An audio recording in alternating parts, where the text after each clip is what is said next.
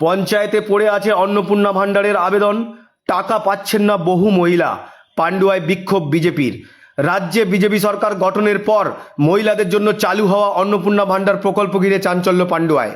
অভিযোগ, পান্ডুয়া বেরালা কোচমালি পঞ্চায়েতের জমা পড়া শতাধিক আবেদনপত্র পড়ে রয়েছে। ফলে প্রকল্পের প্রতি মাসে ৩,০০০ টাকার আর্থিক সহায়তা থেকে বঞ্চিত হচ্ছেন বহু মহিলা। বৃহস্পতিবার পঞ্চায়েতে গিয়ে আবেদনপত্র পড়ে থাকতে দেখে বিক্ষোভ দেখান বিজেপির কর্মী সমর্থকেরা।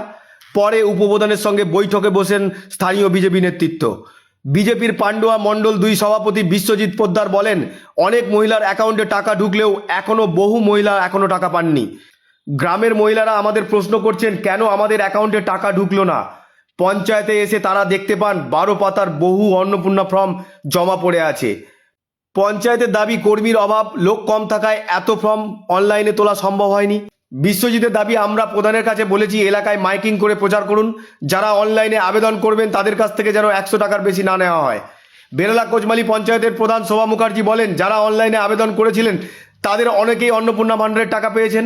তবে অফলাইন আবেদন নিয়ে তিনি জানান, যারা পঞ্চায়েতের মাধ্যমে অফলাইনে আবেদন জমা দিয়েছিলেন সেই ফর্মগুলি বিডিও অফিস থেকে নিয়ে যাওয়ার কোনো ব্যবস্থা হয়নি। তিনি আশ্বাস দেন, আমরাও চাই প্রকৃত প্রাপকরা সুবিধা পান।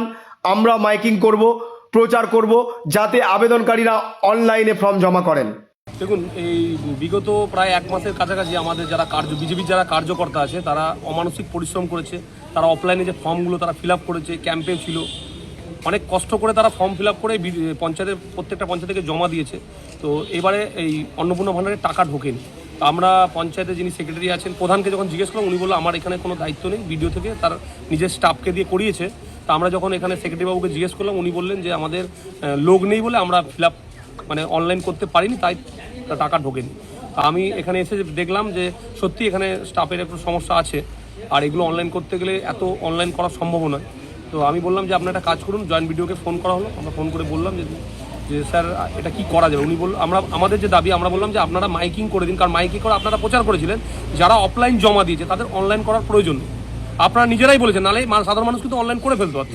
তা আমরা ম্যাডামকে বললাম, আজকে পঞ্চায়েতে যিনি প্রধান আছেন ওনাকে বললাম যে আপনি একটা টোটো প্রচার করে দিন, আর তার সঙ্গে এই বার্তাটাও দেবেন যে অনলাইন যেহেতু করা হচ্ছে, যারা অনলাইন সেন্টারে আছে তারা যেন ১০০ টাকা, খুব বেশি ম্যাক্সিমাম ১০০ টাকার বেশি যেন কেউ এই ফর্ম ফিল আপের জন্য নেয়। কারণ হচ্ছে যারা গরিব মানুষ তাদের কাছে কেউ ১৫০, ২০০, ৩০০ নিচ্ছে, এটা ঠিক নয়। তাও ১০০ টাকার কমে নিলেও নেওয়া যেতে পারে, কিন্তু ১০০ টাকার বেশি যেন না নেয়। এই ম্যাডামকে বললাম, ম্যাডাম বললো যে ঠিক আছে, আমরা আজকে টোটো প্রচার করে দিচ্ছি। তাদের যে মানুষগুলো আজকে একটা সময় লাইনে, রোদের মধ্যে লাইনে দাঁড়িয়ে, গরমের মধ্যে লাইনে দাঁড়িয়ে ফর্ম ফিল আপ করেছে, তাদের যেন একটা সুরা হয়। এবং আমাদের যারা কার্যকর্তারা অমানসিক পরিশ্রম করেছে তাদের কাছে আজকে পঞ্চায়েতে যারা যখন আসছে তখন জিজ্ঞেস করছে, যারা সাধারণ মানুষ তারা জিজ্ঞেস করছে যে আমাদের ফর্মগুলো যে তোমাদের মাধ্যমে ফিল আপ করলাম, আমার ফর্মটা কি ভুলভাল ফিল আপ করেছো, যে আমার টাকাটা ঢুকলো না কেন। এই হাজার মানুষকে আমাদের কৈফিয়ত দিতে হচ্ছে, তাই আজকে পঞ্চায়েতে এসেছিল। আজকে দেখা গেল বিজেপির একটা প্রতিনিধি দল পঞ্চায়েতে এসে একটা বিক্ষোভ দেখালো, কিসের জন্য? কালকে মাননীয় মুখ্যমন্ত্রী স্টেট থেকে অনেকের অনলাইন যাদের ফর্ম ছিল তাদের জন্য অন্নপূর্ণা যোজনার যে টাকা ৩,০০০ টাকা অনেকে পেয়ে গেছে, যাদের অনলাইন ফর্ম জমা করেছিলেন। আর যাদের অফলাইন ফর্ম আমাদের পঞ্চায়েত মাধ্যমে জমা হয়েছিল সেই ফর্মগুলি এখনও মোটামুটি বিডিও অফিস থেকে আমাদের এখান থেকে নিয়ে যাওয়ার কোনো ব্যবস্থা হয়নি, এখানেই রয়েছে। সেই জন্য ওনারা এসেছিলেন যাতে ওনারাও পান।